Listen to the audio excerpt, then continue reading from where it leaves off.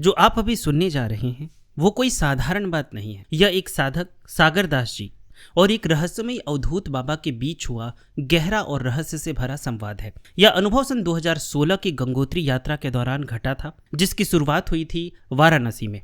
वर्षों तक यह बात भीतर छुपी रही, लेकिन अब एक आंतरिक प्रेरणा के कारण मैं आपको यह सुना रहा हूँ। शायद यह संदेश आपके लिए हो या इस संसार के लिए, क्योंकि कुछ उस रात घटा वो सिर्फ शब्द नहीं थे बल्कि चेतना की पुकार थी। आइए सुनते हैं सागर दास जी का अनुभव।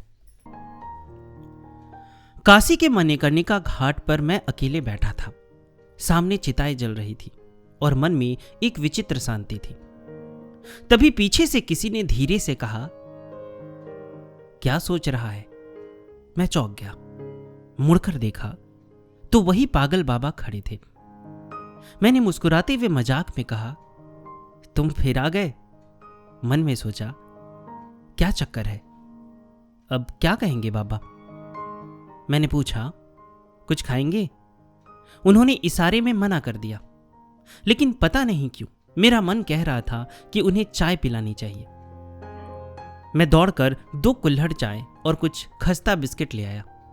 घाट की सर्द हवा और चाय की गर्माहट, माहौल कुछ अलग ही बन गया था। मैंने पूछा, आपका नाम क्या है बाबा?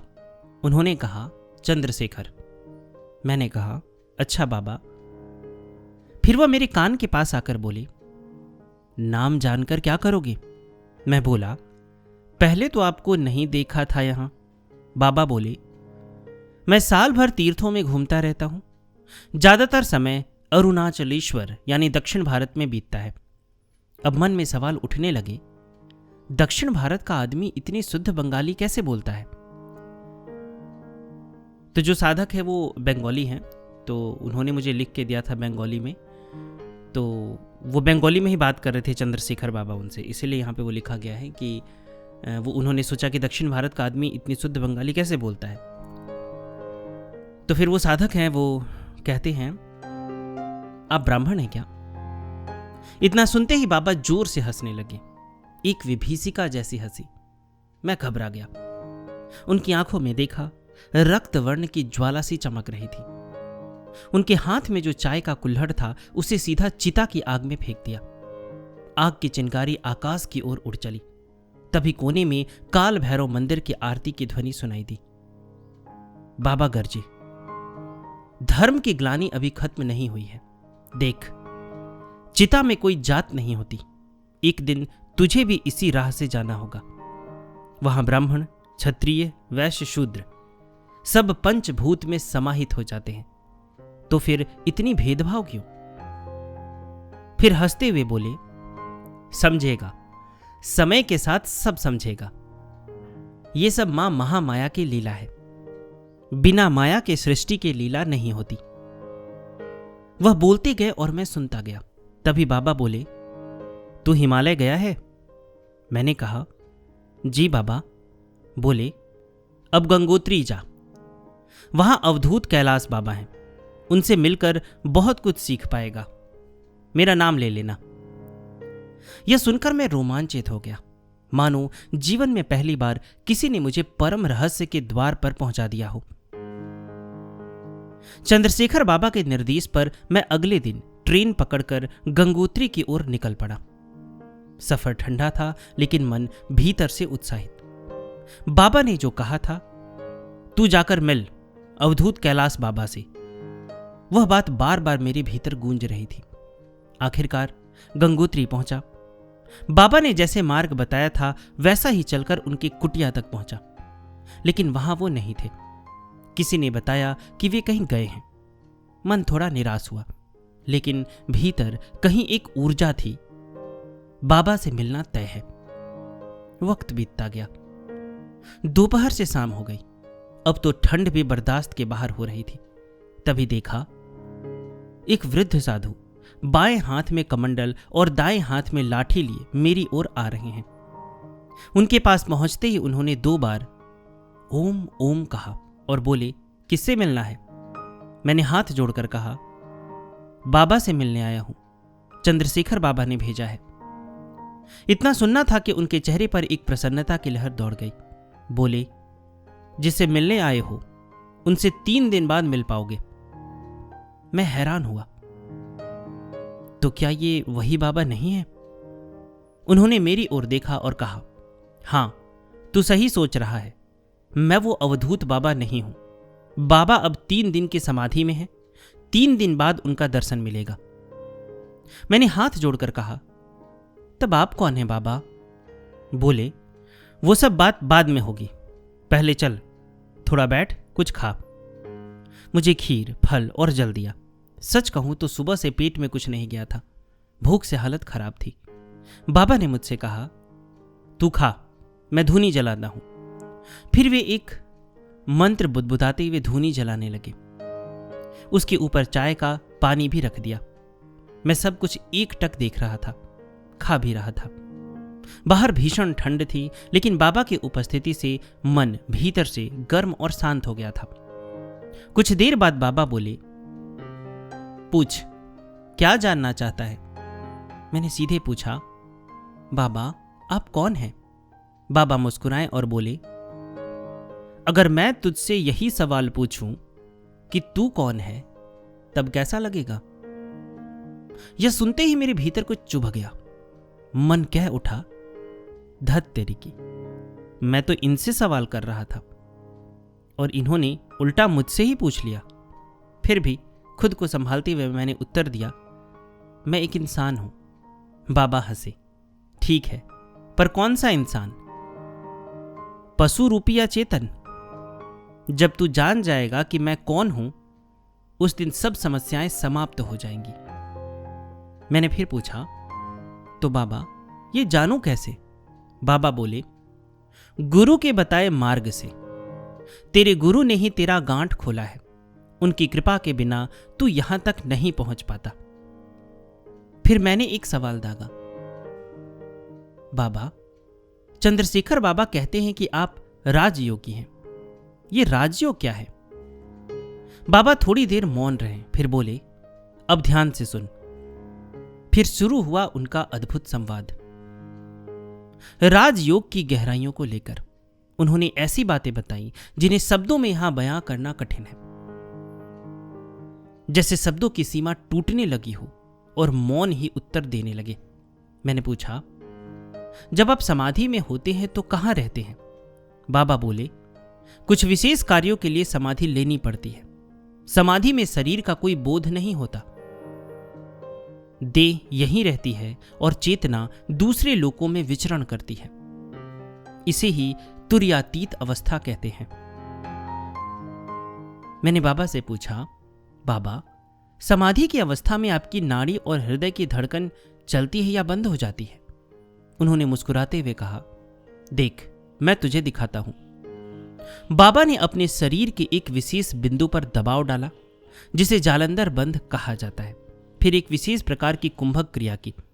1 मिनट के भीतर उनका शरीर शांत हो गया। मैं उनकी नाड़ी टटोलने लगा, एकदम शांत, कोई धड़कन नहीं, जैसे कोई मृतदेह हो। मैं अचंभित था, डॉक्टर होता तो मृत घोषित कर देता। मैंने पूछा, बाबा क्या निर्विकल्प समाधि के भी ऊपर कोई अवस्था होती है? बाबा बोले, हां, निर्विकल्प समाधि सत्यलोक में स्थित होती है, लेकिन उसके ऊपर भी अनेक लोक हैं, बैकुंठ, गोलोक, शिवलोक, हिरण्यलोक। ये सभी अनुभव से जानने की चीजें हैं, पुस्तकों से नहीं। मैंने पूछा, बाबा निर्विकल्प समाधि में शरीर 21 दिनों से ज्यादा नहीं रह सकता, ऐसा सुना है। बाबा बोले, यह धरती पर नियम है, पर अगर कोई अन्य डायमेंशन में प्रवेश करता है तो यह संभव है, वहां समय अलग है। मैंने साहस कर पूछा, आपके गुरु कौन हैं? आप इस आध्यात्मिक जीवन में कैसे आए? बाबा शांत हुए, फिर बोले, बहुत कुछ पूछ डाला तूने, लेकिन सुन, मैं एक पर्वतारोही था। एक बार मैंने नंदनवन जाने का संकल्प लिया। मन ही मन कहा, चाहे मृत्यु क्यों ना हो जाए, पर जाना है। वहां का तापमान -40 से -50 डिग्री था। अचानक रास्ते में चक्कर आया और मैं खाई में गिर पड़ा। 3 दिन तक बेहोश रहा। होश आया तो खुद को एक गुफा में पाया। सामने पद्मासन में एक नागा सन्यासी बैठे थे। मैंने पूछा, मैं कहाँ हूं? उन्होंने कहा, मैं तुम्हें यहां लाया हूं। उनका नाम था महर्षि ब्रह्म चैतन्य स्वामी। 7 दिन मैं उनके साथ रहा। उन्होंने मुझे राजयोग सिखाया, फिर आदेश दिया, अब तू तीर्थ परिव्राजक बन जा। उसी दिन से मैं घर नहीं लौटा। मैं स्तब्ध था। मैंने पूछा, वो महर्षि कौन है? बाबा बोले, वे एक सिद्ध योगी हैं। उनका आयु 800 वर्षों से भी अधिक हो चुका है। फिर मैंने पूछा, बाबा, क्या मैं भी यह राजयोग सीख सकता हूं? वे थोड़ी देर गंभीर होकर बोले, यह साधना बहुत कठिन है। मैं तुझे यह क्रिया नहीं दे सकता, उल्टा असर हो सकता है। लेकिन सुन, जो चीज मांगने से नहीं लेकिन कृपा से मिलती है, उसका आनंद सबसे बड़ा होता है। निराश मत हो, तेरा समय आएगा। मैंने बाबा से अगला प्रश्न पूछा, बाबा, क्या सभी महापुरुषों को एक ही स्थान प्राप्त होता है? बाबा बोले, नहीं, जो सत्य में पूर्णतः प्रतिष्ठित होते हैं वही सत्य लोक जाते हैं। सत्य लोक से नीचे कई लोग हैं, जहां आज भी अनेक साधक, योगी और भक्त अपनी अपूर्ण साधना को पूरा करने में लगे हुए हैं। मैंने फिर जिज्ञासा की, तो बाबा, साधक और योगी में कौन श्रेष्ठ है? बाबा ने गीता का एक श्लोक सुनाया, योगी ही सबसे श्रेष्ठ है, तपस्वियों से, ज्ञानियों से और सकाम कर्मियों से भी श्रेष्ठ। अतः अर्जुन, तू हर परिस्थिति में योगी बन। मैंने फिर पूछा, तो फिर भगवान ने क्यों कहा कि मैं भक्तों का अधीन हूं? बाबा मुस्कुराए, जब योगी शुद्ध होता है तभी वह सच्चा भक्त बनता है, तब जाकर भक्ताधीन भगवान की स्थिति आती है। मैंने फिर बाबा से पूछा, बाबा, आप किसकी साधना करते हैं? बाबा बोले, मैं अहम की साधना करता हूं। मैंने पूछा, फिर ईश्वर एक है या अनेक? बाबा ने हाथ उठाकर इशारा किया, एक ही है। श्री कृष्ण ने कहा है, सर्वधर्माम परित्यज्य मामेकम शरणम व्रज। अर्थात एकमात्र मेरी ही शरण में आओ। मैं चुपचाप सुन रहा था, भीतर गहराई में उतरता जा रहा था। मैंने पूछा, बाबा, सच्चा सद्गुरु कौन होता है? बाबा ने बड़े प्रेम से उत्तर दिया, गु का अर्थ होता है अंधकार, रू का अर्थ होता है प्रकाश। जो अंधकार से प्रकाश की ओर ले जाए वही गुरु है। गुरु कोई व्यक्ति नहीं, वह चेतना का स्वरूप है। 2 प्रकार के गुरु होते हैं, खंड गुरु और अखंड गुरु। जब हम गुरु का ध्यान करते हैं तो क्या कहते हैं? अखंड मंडलाकारम व्यापकम चेन चराचरम। इसका अर्थ समझ, जो चर अचर में एक रूप होकर व्याप्त है वही सदगुरु है। खंड गुरु वो है जो अभी ब्रह्म को पूर्णता अनुभव नहीं कर पाए हैं। वे पूजा पाठ, जप, ध्यान, यज्ञ, उपासना कर रहे हैं। लेकिन अखंड गुरु वही होते हैं जो ब्रह्म स्वरूप को जान चुके होते हैं। उनका उद्देश्य होता है शिष्य को संसार चक्र से मुक्त करके ब्रह्म के स्वरूप से परिचित कराना। तत्वमसि। मैंने पूछा, बाबा, आप अक्सर ठाकुर यानी श्री रामकृष्ण परमहंस देव जी की बातें क्यों करते हैं? क्या आप उन्हें बहुत मानते हैं? बाबा गंभीर हो गए और बोले, मेरी श्रद्धा उनमें बहुत ज्यादा है। वे मुझे स्वप्नों में दर्शन देते थे, कहते थे, तेरा गुरु हिमालय में बैठा है, यहां नहीं है। मैं उनकी जीवनी कथामृत पढ़ता था और सोचता था, क्या ठाकुर सच में थे या केवल एक कल्पना? पर अब समझता हूं, उन जैसा अवतारी पुरुष इस धरती पर अत्यंत दुर्लभ है। इसी बीच कुलकुला बाबा ने आवाज दी, खाना तैयार है, आइए बाबा। बाबा ने कहा, जा खा ले। मैं बाबा को सेवा देने जा रहा हूं। मैं खाने बैठ गया। गर्म दूध, रोटी और पनीर की सब्जी। बाबा सेवा करके लौटे। उनके लिए भोजन, वैसा ही रखा था। उन्हें देखकर मैंने पूछा, बाबा आप नहीं खाएंगे? बोले, बाबा का प्रसाद ही मेरी सेवा है।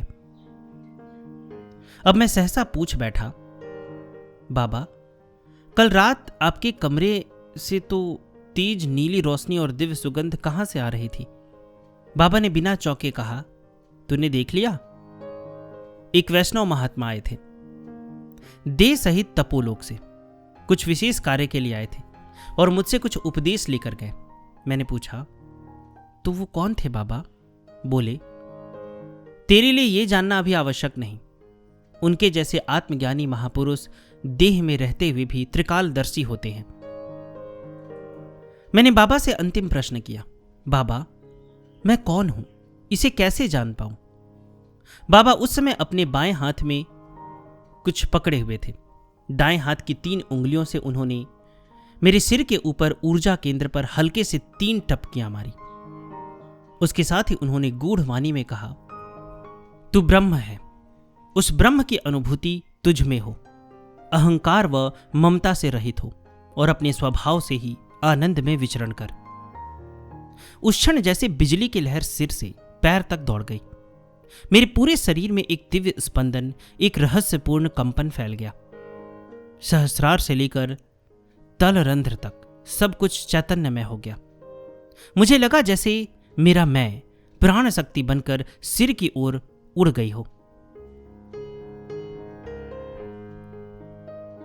एक रोमांच, एक भय, एक दिव्य भटकन जो किसी मानसिक अनुभव से नहीं, सीधे अस्तित्व को झकझोरने वाली थी। उस दिन से लेकर 1 महीना तक मैं पागल जैसा हो गया था। कभी हंसता, कभी रोता, कभी मंत्र जपता, कभी दीवारों से बात करता।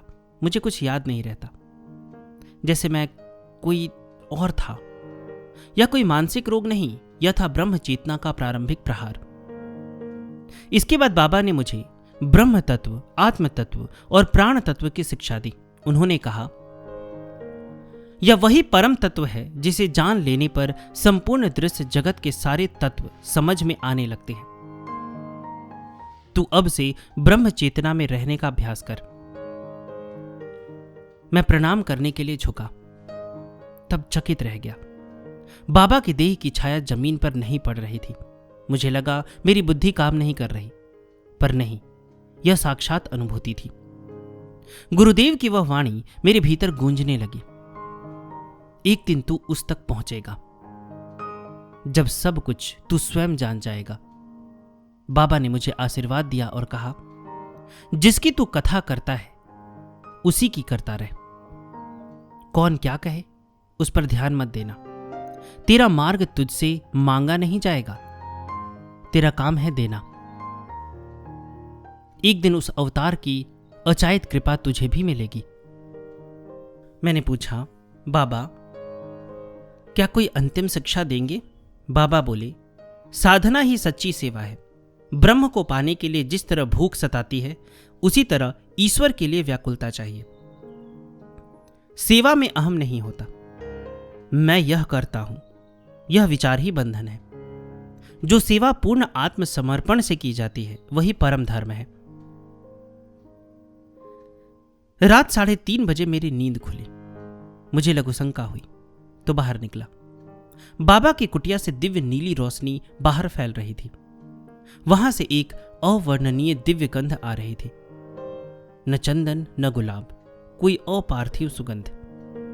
कुटिया से बाबा की धीमी वाणी आ रही थी, जैसे किसी अदृश्य शक्ति से संवाद कर रहे हो। मैं पास जाकर देखना चाहता था, लेकिन हिम्मत नहीं हुई। कहीं कुछ अनुचित न हो जाए, यह भाव रोक ले गया। मैं भीतर लौटा, लेकिन पूरी रात नीली रोशनी और उस अनुभव की छाया में डूबा रहा। नींद नहीं आई। सुबह उठकर बाबा को प्रणाम किया। बाबा बोले, आज तुझे वापस जाना है, तेरे गंतव्य की ओर। मैंने मन ही मन कहा, तो क्या ये अंत है? लेकिन बाबा बोले, अगर कोई सवाल हो तो पूछ ले, मैं उत्तर देने को तैयार हूं। बाबा, आपने कल रात किससे बात की और वो दिव्य नीली रोशनी? बाबा ने सहज भाव से कहा, तूने देख लिया? मैंने कहा, जी बाबा।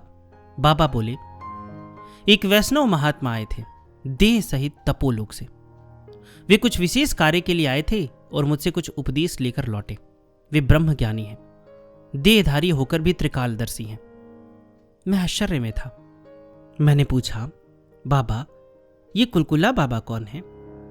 बाबा मुस्कुराए और बोले, वे एक महान तांत्रिक है। उन्होंने योगिनी विज्ञान में सिद्धि प्राप्त की है। योगिनी के मुख से निकले दिव्य उपदेशों को सुनकर वे श्री विद्या की उपासना में रत हैं। इतना सुनते ही मैं मौन हो गया। तभी बाबा बोले, तू जिस सवाल के साथ यहां आया है, मैं कौन हूं, उसका उत्तर अब तुझे अनुभव से मिलेगा, शब्दों से नहीं। फिर मैं सोचने लगा, क्या मैंने ब्रह्म ज्ञान पा लिया? क्या अब मुझे गुरु की आवश्यकता नहीं? मैंने पूछा, बाबा क्या यह विचार कि मैं ब्रह्म हूं पर्याप्त है? बाबा ने ठहाका लगाकर कहा, सिद्धि सिर्फ कहने से नहीं होती, उसे पकाना पड़ता है। जैसे दूध को आग में गर्म करके गाढ़ा करना पड़ता है, वैसे ही शरीर रूपी दूध को तपस्या की अग्नि में पकाना पड़ता है। तभी भाव जगता है और उसी भाव से साधना होगी। अहम ब्रह्मास्मि कहने से कुछ नहीं होता। इसके लिए त्याग, संयम, वैराग्य और दीर्घकालीन साधना चाहिए। बाबा बोले, गुरु के बिना इस राह पर पहुंचना संभव नहीं। गीता में लिखा है, जानना हो तो सेवा और प्रश्न दोनों आवश्यक है। फिर मैंने साहस कर पूछा, बाबा षोडशी कौन है? बाबा बोले, हमारे 3 शरीर होते हैं, स्थूल, सूक्ष्म और कारण। इन्हीं तीनों को जीतने वाली देवी हैं त्रिपुर सुंदरी, जिन्हें षोडशी कहा जाता है। यही देवी राधा रानी के रूप में श्री विद्या में, तंत्र में, काली में और गौरी में भी पूजनीय है। उनकी 64 कलाओं में से केवल एक प्रकट होती है, शेष 63 अपरा रहती है।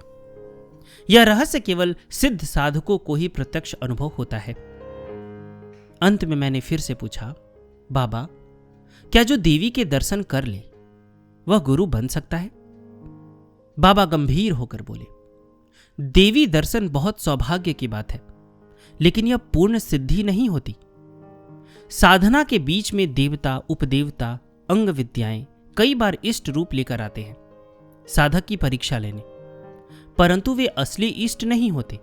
इसलिए असली सिद्धि तब होती है जब आत्मदर्शन हो, मैं कौन हूं इसका पूर्ण अनुभव हो। उन्होंने उदाहरण दिए, ठाकुर रामकृष्ण ने 64 तंत्रों की साधना की, लेकिन आत्मज्ञान के लिए तोतापुरी जैसे गुरु को स्वीकारा। निगमानंद जी कामाख्या की सिद्धि के बाद भी हिमालय जाकर योगी गुरु की खोज में गए। जब तक मैं नहीं मिटता, तब तक इष्ट के वास्तविक स्वरूप का दर्शन नहीं होता। तब तक साधना अधूरी मानी जाती है। रात्रि बहुत बीत चुकी थी। कुलकुला बाबा आए और बोले, चलिए विश्राम का समय हो गया है, कल सुबह फिर बात होगी। मैं गया, ठंडे पानी से हाथ मुंह धोया और गुरु मंत्र का जप करते करते लेट गया। कुछ समय बाद बाबा कुटिया में आए, बोले, जप करता रह, यही तेरी साधना की शुरुआत है। मैंने प्रार्थना की, बाबा क्या आप यहीं रहते हैं? बोले, नहीं, मेरा स्थान नेपाल में है। मैंने पूछा, आप किसकी साधना करते हैं? बोले, सेवा ही मेरी साधना है। बाबा बोले, गुरु से जो भी मिलता है उसे पूर्ण आत्मसमर्पण से साधना में बदल देना चाहिए। सेवा ही परम धर्म है। भूख जैसी तड़प होनी चाहिए ईश्वर के लिए। जैसे कोई प्रियजन खो जाए तो जैसी पीड़ा होती है, वैसी ही पीड़ा चाहिए ईश्वर को पाने के लिए। हम सबने जन्म लेने से पहले ईश्वर से वादा किया था कि धरती पर आकर तुम्हारी भक्ति करेंगे, लेकिन मां महामाया ने सब भुला दिया। अब बिना उनकी कृपा के परब्रह्म से मिलना संभव नहीं। मैंने पूछा, बाबा माया और दया में क्या अंतर है? बाबा बोले, माया है अपनों के लिए प्रेम, जैसे माँ, पिता, भाई, पत्नी, पुत्र, और दया है सब जीवों में माँ को देखना, और समान रूप से प्रेम करना। माया बंधन में डालती है, दया मुक्ति की ओर ले जाती है। रात के 3:30 बजे मैं फिर जागा। बाबा की कुटिया से फिर वही नीली ज्योति और दिव्य गंध आ रही थी। मैं चुपचाप देखता रहा। कितनी देर वो अनुभव भीतर घूमता रहा। सुबह हुई, बाबा बाहर आए। मैंने प्रणाम किया। बाबा बोले, आज तुझे जाना है अपने मार्ग की ओर।